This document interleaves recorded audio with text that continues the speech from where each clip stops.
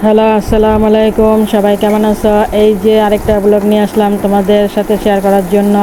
তোমরা কেমন আছো? আশা করি ভালো আছো। এই যে আমি আজকে করলা ভাজি কীভাবে করব দেখতে থাকো।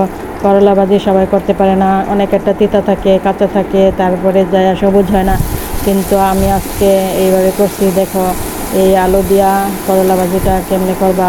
তেলের মধ্যে পেঁয়াজ মরিচ আগে একটু ভাজাভাজি করে পরে যে আলু আর করলাটা ছেড়ে দেবা ধুয়া, তারপরে একটু লাড়াচাড়া করে আর ঢাকবা না, লবণ দিয়ে দিলাম। না ঢাকলে করলাটা সবুজ সবুজ থাকে, তাইলে আর ঢাকা দিলে করলাটা লাল হয়ে যায়। আমি একটু ঢাকা দিয়েছিলাম আলুর জন্য, আলুটা যাতে সিদ্ধ হয় এই জন্য ডাকছিলাম, তার জন্য সবুজ তেমন হয় না। আর যদি আলু ছাড়া রান্না করা একবারে চুলায় দিবা, এই যদি আমার করলা হয়ে গেছে, তারপরে সবুজ সবুজ ছিল, অতটা লাল হয় নাই। ভালোই হয়েছিল, মজাই হয়েছিল। এইভাবে বানাইলে দেখতেও সুন্দর লাগে, খাইতে ভালো লাগে। আর ঢাকা না দিলে আরও সবুজ থাকতো। আমি একটু ঢাকা দিয়েছি আলুগুলি যাতে কাঁচা না থাকে এই জন্য। এই যে দেখো আমার করলাটা সুন্দর হয়েছে। এই যে দেখো ঈদ এসে পড়ছে, এখন এই যে আবার চুলার পাড় ধুইতেছি। দেখো চুলা চুলি সব নষ্ট হয়ে গেছে গা। কতদিন আগে বলছিলাম ধুমো ধুমো করে, যে ঈদ এসে নেই, তারপরে যে দেখো ক্লিন করে ফেলাইছি। অনেক সময় লাগছে, 1 ঘন্টা লাগছে এটি ডলাডলি করতে।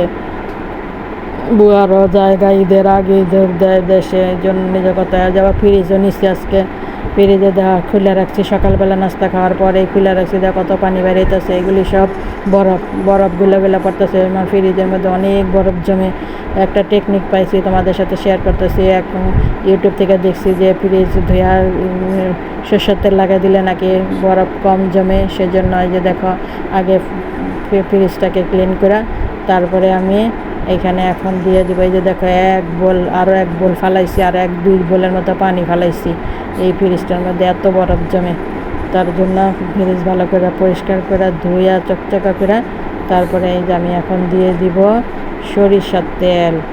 টিস্যু দিয়ে সুন্দর করে যে পাইপগুলি আছে ভিতরের, ওই পাইপগুলি আগে ভালো করে পরিষ্কার করে শুকনা দানাদা মুছবা, মুছা তারপরে যে সরষের তেল টিস্যু পেপার দিয়া তারপরে ওই যে পাইপগুলি আছে পাইপের মধ্যে দিবা, আর ইয়ার মধ্যে দিবা, বডির মধ্যে দিবা। এই যে মাথাটা, এগুলোর মধ্যে সবাই সরষের তেল লাগাই দিলে তাহলে তেলে জলে মিলে না, সেইভাবে তেলে জলে মিলবে না। জল মানে কি বরফ বরফ আর হবে না। দেখি আমি প্রমাণটা এবার তোমাদের সাক্ষী রাখলাম।